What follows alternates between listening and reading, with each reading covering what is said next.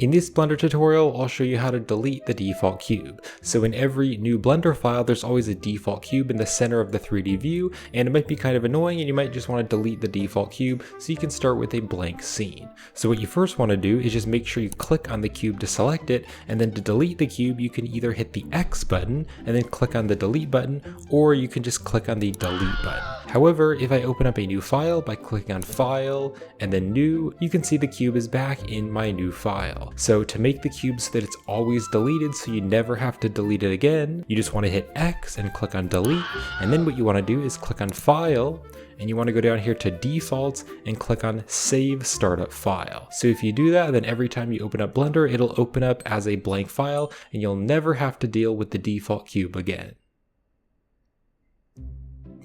Well, that was the easiest tutorial I've ever made. Alright, now I'm just gonna upload the video to YouTube.